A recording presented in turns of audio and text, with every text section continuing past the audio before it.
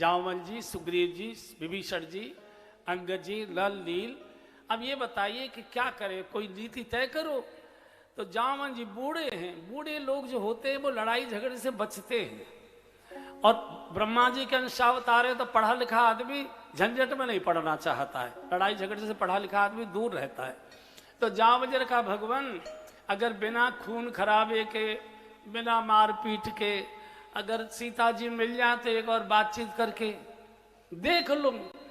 भगवान जानते हैं कि बड़े बुजुर्गों की भी बातें मान लेनी चाहिए, नहीं तो बुरबुर बुरबुर करते रहते, जो दिखता है सो करते, अपनी करते, हमारी तो सुनते नहीं है। हमने तो बोलना बंद कर दिया, हमने तो कुछ कहना ही बंद कर दिया, ना हमसे कोई पूछे ना हम कुछ बोले, हम तो देखते रहते हैं। बुजुर्ग, ये आगरा के बुजुर्गों की बात नहीं कर रहा हूं मैं, ये तो वहां की कर रहा हूं जो लंका में इस समय बैठे थे। इनकी क्या करें, किसको भेजें? बोले अंगद को भेजा जाए। अंगद बहुत समझदार है। एक बात, अंगद बचपन में लंका में पढ़ा है। दूसरी बात, रावण से इसका अच्छा परिचय है, चूंकि बाली और रावण की बड़ी मित्रता थी, तो ये ठीक रहेगा। बोले ठीक है। भगवान ने अंगद को बुलाया और कहा, अंगद जाओ, लंका जाओ और रावण को थोड़ा समझाने की कोशिश करो। प्रभु क्या बात करूं? बोले, काज हमार तास हित होई, रिपुसन करे बतक ही सोई। देखिए भगवान की भगवत्ता का दर्शन करिए आप। भगवान अपने दुश्मन का भी अहित नहीं चाहते। भगवान कह रहे हैं, काज हमारा भी काम बन जाए और उसको भी कोई नुकसान न हो, कोई अहित न हो। काज हमार तास हित होई, रिपुसन करे बतक ही सोई। दुश्मन के साथ वो बात करो कि उसका भी भला हो जाए, हमारा भी काम हो जाए। भगवान दुश्मन का भी अहित नहीं चाहते और हम अपने भैया का भी हित नहीं चाहते। सबसे ज्यादा लड़ाई भैया भैया की ही है। ये रामायण, ये चरित्र है, चरित्र करके दिखाया जाता है। यहां से अंगद चला, प्रातःकाल का समय था, कूदते हुए अंगद जी जा रहे थे। सवेरे सवेरे कुछ लोग सागर के किनारे टहलने आ रहे थे, कुछ मछुआरे मछली पकड़ने के लिए आ रहे थे, कुछ क्रिकेट खेलने वाले, लंका में क्रिकेट बहुत अच्छी होती है, कुछ क्रिकेट खेलने वाले नौजवान आ रहे थे। अब अंधेरे में, कोहरे में कुछ पता दिखाई दिया नहीं असली और नकली का। इनको लगा वही बंदर है जो लंका जला के गया था। एकदम देखते ही उल्टे पैर लौट पड़े।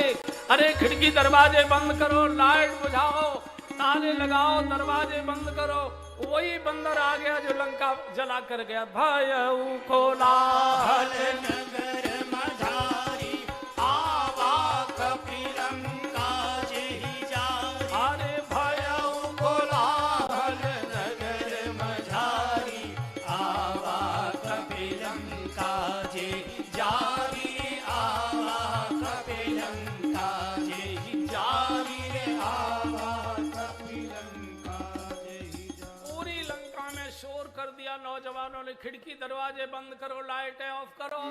वही बंदर आ गया जो लंका जला कर गया था। चूंकि अंधेरे में कुछ पहचान तो हुई नहीं।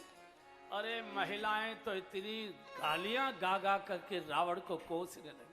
अब धोखा करिए करतारा, अति सभीत सब करही विचार। ए जी आव धोखा करिए करतारा, अति सभीत सब करही विचार। ए जी बिनु पूछे मग देहि दिखाई, जहि बिलो की सोई जाई सुखा।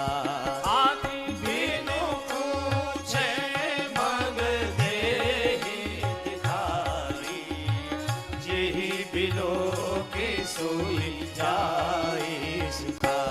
आरे भायउ कोलाहल नगर मझारी, आवा कपिलंका जेहि जारी। आदि भायउ कोलाहल नगर मझारी, आवा कपिलंका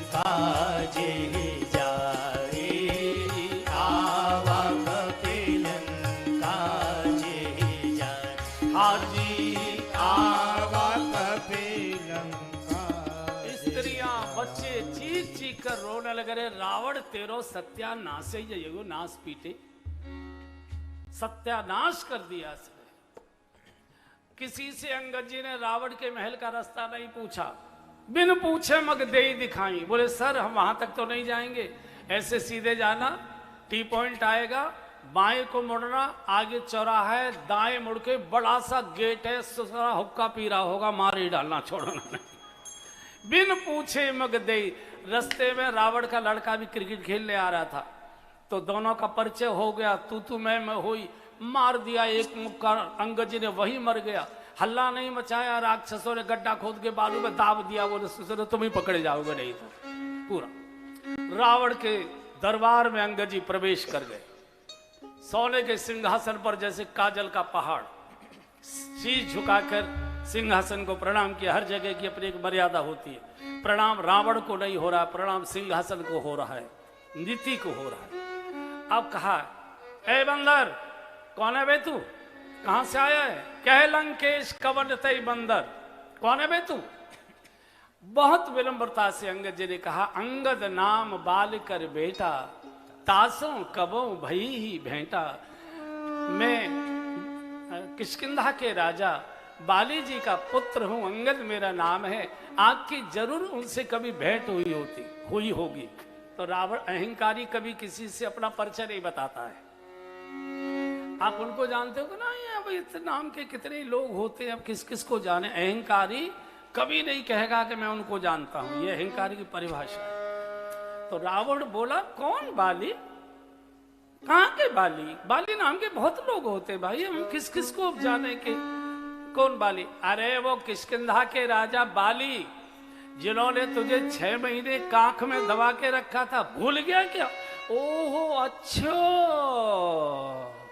तुम बाली जी के बेटे हो, पहले क्यों नहीं अब बाली जी हो गए, शाखा चला गया एकदम, है ना, संघ की शाखा में हो आया, वो बाली जी हो गया। ओहो, बड़े भले व्यक्ति थे, बहुत मेरे मित्र रहे, बहुत दिनों से मेरी भेंट नहीं हुई, मैं भी उधर गया नहीं और वो भी इधर आने पाए। भैया क्या हाल है उनका, कैसी तबीयत? इसको मालूम है बाली का वध राम ने कर दिया है, अंतर्राष्ट्रीय न्यूज बनी थी, ब्रेकिंग न्यूज चली थी टीवी पर कि बाली राम के हाथों मारा गया, लेकिन जानबूझकर, ताकि बाली की हत्या का आक्रोश इसके मन में, अंगद के मन में पैदा हो जाए।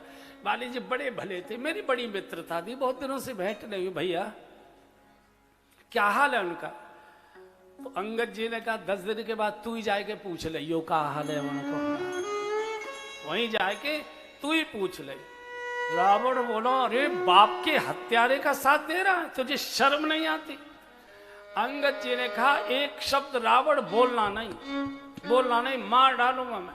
ये बता, तुझे जब जानकी जी इतनी प्रिय थी, तू वेदों का पंडित है, उत्तम कुल पुलस्कर नाती है, चोर कहीं के चुरा के लाया, तुझे शर्म नहीं आई? वीरता दिखाता, धनुष तोड़ के लाता, स्वयंवर में जय जयकार होती तेरी।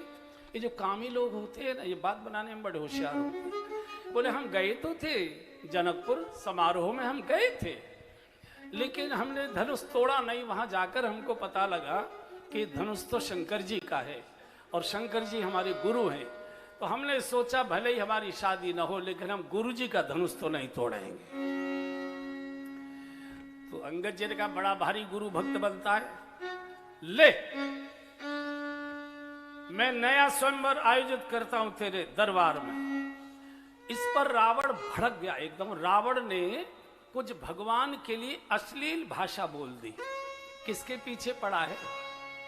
नालायक से नालायक बेटे को भी बाप घर से नहीं निकालता, इसको बाप ने घर से निकाल दिया। अगुण अमान जानते ही पिता दीन बनवास, इसमें कुछ भी नहीं था, इसलिए बाप ने इसको घर से बाहर निकाल दिया।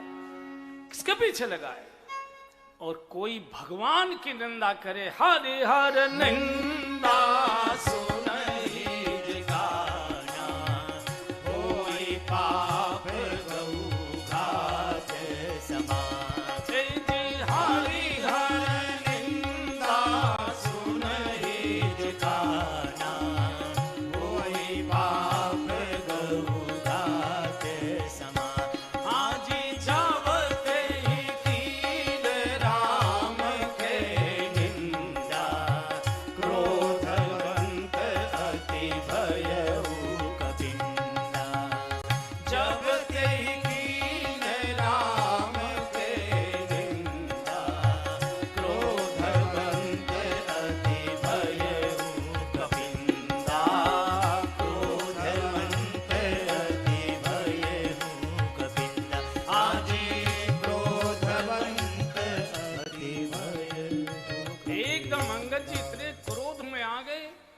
जो भगवान की निंदा करे, गुरु की निंदा करे, संतों की निंदा करे, विरोध करिए, और विरोध करने की क्षमता नहीं है, कानों पर उंगली देकर वापस लौट जाइए। हरि हर निंदा सुने जो काना, होए पाप गौ घात समाना। अंगद जी इतनी क्रोध में आ गए, द्विभुज झटक, दो मुक्के धरती में मारे, पूरी धरती कांप गई, सभासद लुढ़क पड़े। रावण ऊपर बैठा था सिंहासन पर, औंधे मुंह गिरा तो रावण के 10 मुकुट जो हैं गिर पड़े, छीन झपट्टा होने लगा। 6 रावण के हाथ में आ गए और 4 अंगद जी के हाथ में आ गए। रावण ने फिर मुकुट अपनी खोपड़ी पे रख लिए 6। अब देखो सत्ता का कितना भूखा आदमी है। सिर 10 हैं, मुकुट 6 हैं। मुकुट सत्ता का प्रतीक है। पूरे देश की न मिले, कुछ ही प्रांतों की मिल जाए, ये सत्ता का लोभ होता है। कुछ ही प्रांतों से काम चलाएंगे। अब कैसा लग रहा हो ये तो इन्होंने अंगद जी ने फेंक दिए। एक दिन बानरों ने कहा कि रावण के मुकुट आपने इधर क्यों फेंक दिए, आप धारण कर लेते। तो कहा कि सत्ता, मुकुट जो है सत्ता का प्रतीक है, और सत्ता इतनी कमजोर होती है कि जब रावण जैसे त्रिलोकी विजेता की सत्ता को एक बंदर अपने मुक्के से गिरा सकता है, तो बंदर की सत्ता को तो मक्खी उड़ा देगी, एकदम मक्खी गिरा देगी। इसलिए मैंने सोचा कि सत्ता तो सत्यनारायण के चरणों में जानी चाहिए, वहीं ये सुरक्षित रहेगी। इधर अब ये 6 मुकुट लगा के ऐसे बैठा हुआ है। तो अंगद जी ने कहा एक बात बता, जब तुझे जानकी जी इतनी प्रिय थी तो चोरी काय को की तूने? अरे जनकपुर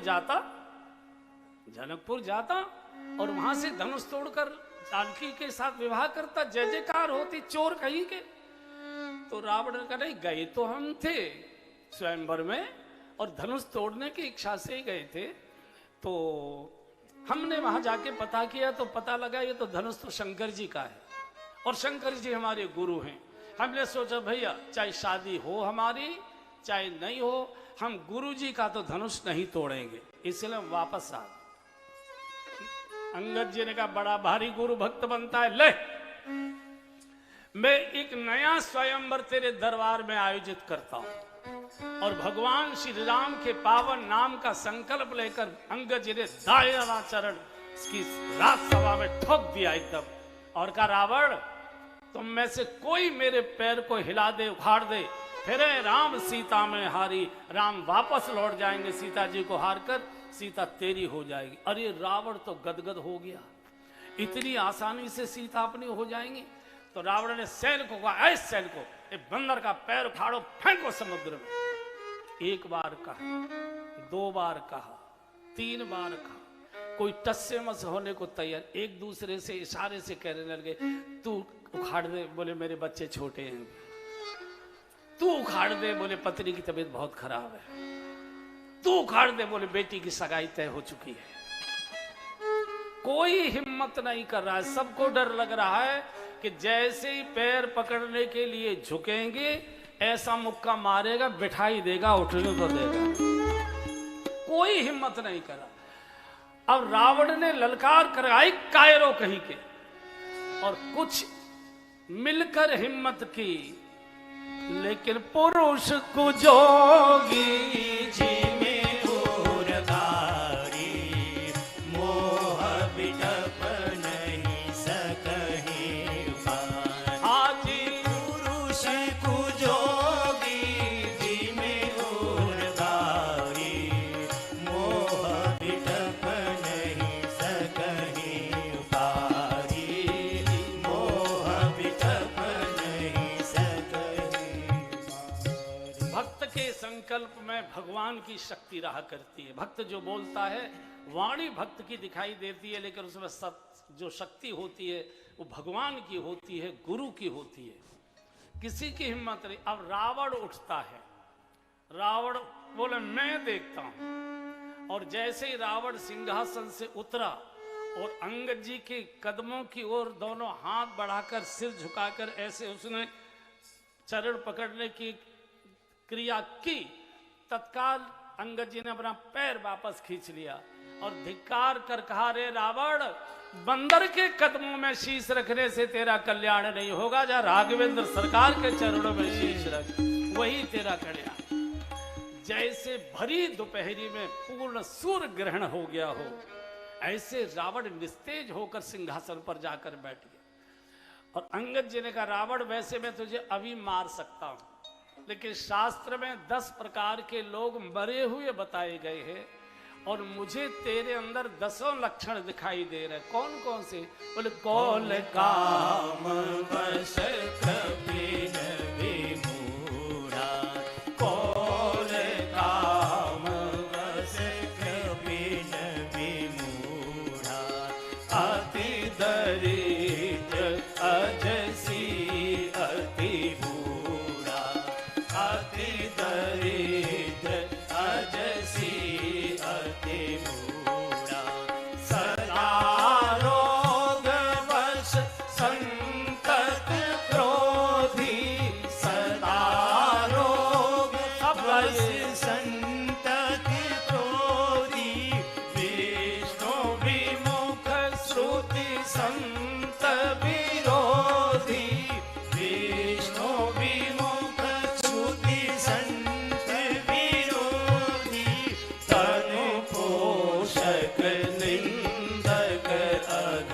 खानी, तनु पोषक निंदक अघ प्राणी, हाँ जी जीवत सब सम चोदह प्राणी, जीवत सब सम चोदह प्राणी। 14 प्रकार के प्राणी जीवित मरे के समान शास्त्र में बताए। कौल काम वश कृपन विमूढ़ा, अति दरिद्र अजसी अति बूढ़ा, सदा रोग वश संतत क्रोधी, विष्णु विमुख श्रुति संत विरोधी, तन पोषक केवल अपने ही पेट की चिंता करता है, तन पोषक अग्निंदक खानी, जीवत सब सम 14 प्राणी। रावण, मुझे 14 लक्षण तेरे अंदर दिखाई दे रहे हैं। मारूंगा इसलिए नहीं कि भगवान मुझे फटका रहे हैं कि मैं तो मरा हुआ था यार, काय को तू अपने हाथ बिगाड़ के आया है। और इसलिए रावण सुन, किसी अच्छे आगरा के सीए को बुलवा ले और सब बच्चों को अपने अनुसार संपत्ति का वितरण कर दे, तेरे सामने हो जाएगा, नहीं तो ये लड़ लड़ के मर जाएंगे। अब तेरा अंत समय आ चुका है, तैयार हो जा, जल्दी से सारी व्यवस्था है, जहां जहां एफडी वगैरह रखी है सब बता बतू दे जो कुछ बताना है। और यहां से धिक्कार देकर श्री अंगद जी भगवान के चरणों में आकर प्रणाम करते, प्रभु युद्ध अवश्यम भावी है, बिना युद्ध के शांति और शक्ति और शुद्धि नहीं मिलेगी। कई बार युद्ध से भी अशांति होती है, लेकिन कई बार शांति की रक्षा के लिए भी युद्ध करने पड़ते हैं, ये आवश्यक होता है। युद्ध अवश्यम भावी, सेना की 4 टुकड़ियां की गई और अगले दिन आज्ञा हो गई कि लंका पर प्रातःकाल धावा बोल दिया जाए और जय जयकार के साथ बोलिए राजा रामचंद्र भगवान